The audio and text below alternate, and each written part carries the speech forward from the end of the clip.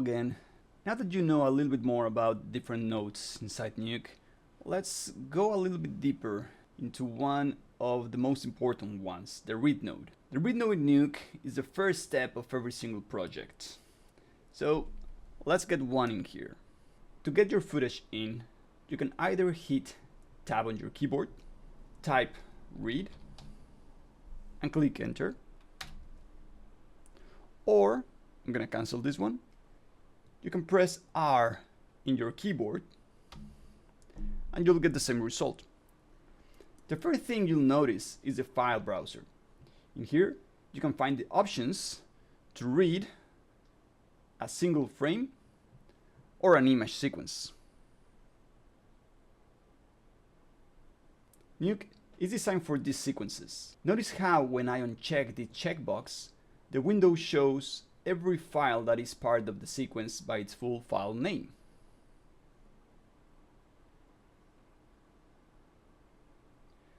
When I check the checkbox again,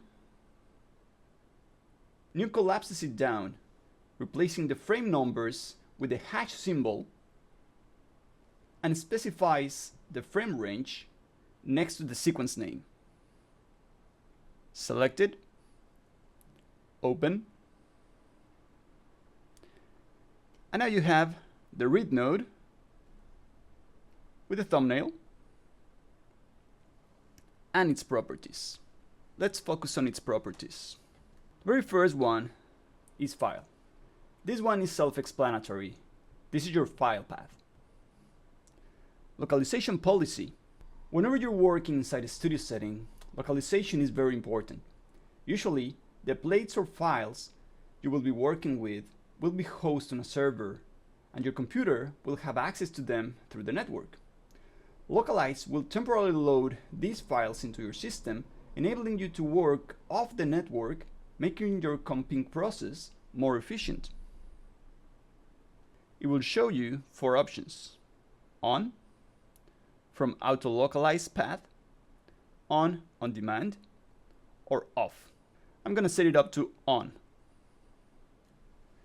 As soon as I do that, you can see over your node that a small loading bar starts to show. Right now it's color orange. This means the localization process is taking place.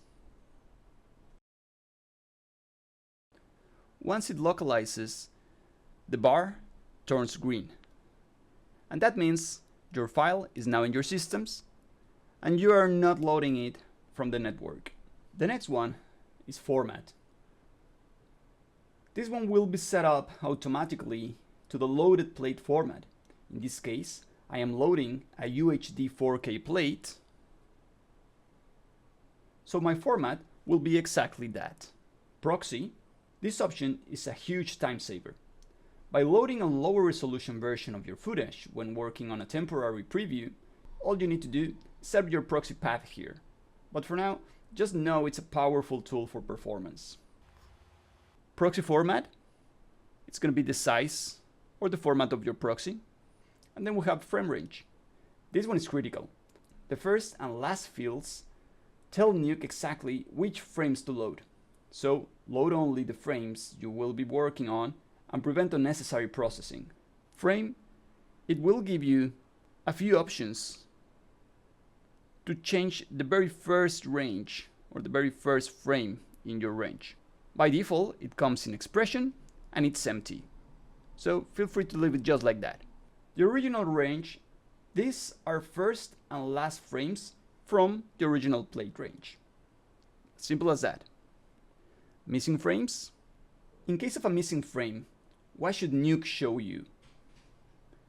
Probably an error, a blank frame, a checkerboard, or the nearest frame. In case of an error, if you fix it, you can always reload that frame or the entire sequence.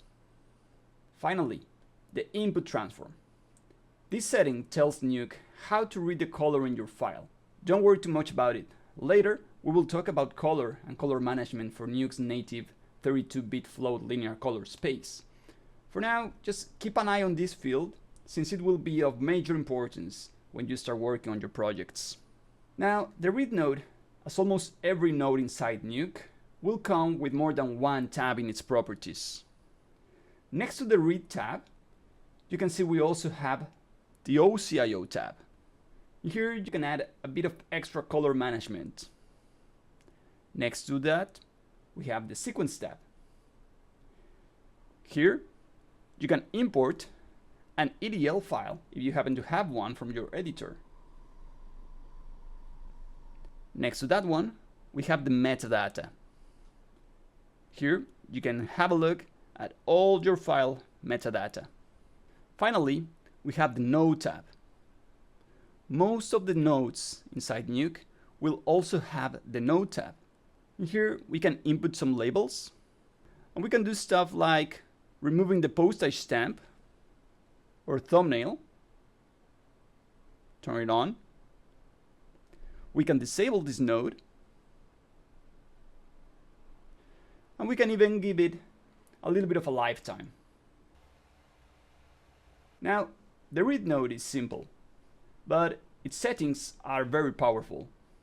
If you master the concept of image sequence, understand the importance of the input transform, and remember to keep your read node clean as a part of a reliable pipeline, you are off to a good start. On our next video, I'll be going over the steps to set up our first project. So, see you in the next video.